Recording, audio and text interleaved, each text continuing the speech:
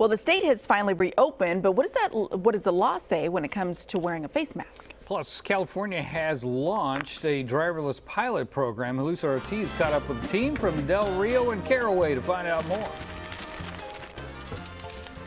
It is time for your sidebar this morning. Rio and Caraway here with Daniel this morning. Good morning to you. Good morning. All right, so we finally got rid of the masks. We literally tossed them, but there's still a little bit of confusion between the state and OSHA about whether or not you need them inside buildings. Can you clarify that for us now?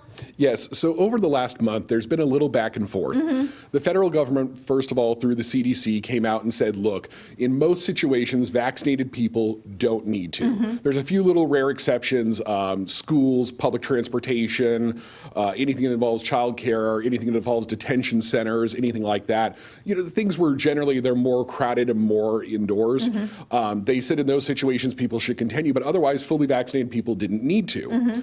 The state then announced that as of June 15th, they were going to go ahead and reopen, and they expected to go the same direction.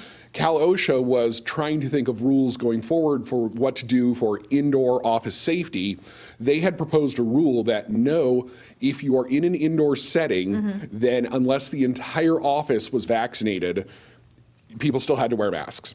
So this went up. There was obviously a conflict just at the state level between these different departments. They have since retracted the rule and said that they are going to follow the state and the CDC's rule as well.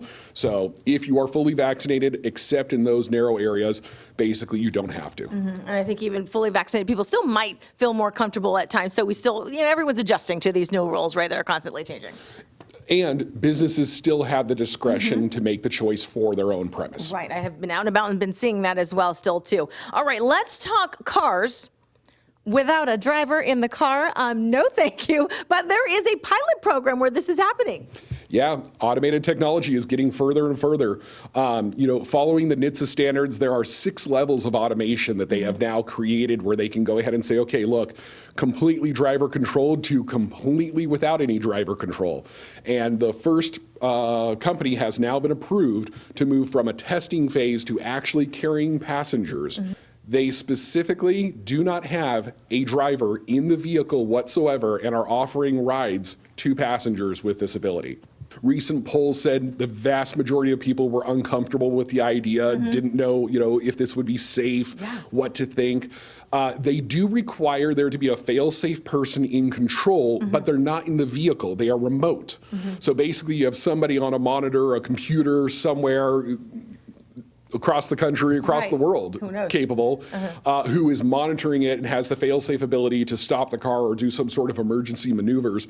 But other than that, no, you're just a passenger. So what happens if something were to happen? You know, I mean, so many different people could be liable? So, yeah, and this goes back to discussions we've had, is it depends on where the failure occurs. I imagine if the failure occurred in something that should have been caught by the fail-safe person, they weren't monitoring, weren't paying attention, there could be liability there. If it's a software issue, probably manufacturer. If it's a hardware issue, the vehicle physically has a problem, probably manufacturer. So it is going to create different avenues of liability going forward, and I'm sure this is going to be something that policymakers are going to have to look into in the future and how to address this with both insurance and liability rules. Yeah, I'm sure that conversation is not over. All right, Daniel, thank you so much. Great to literally see you without the mask. It's your sidebar this morning. I'll send it back over to you. All right. Thank you so much, Julissa.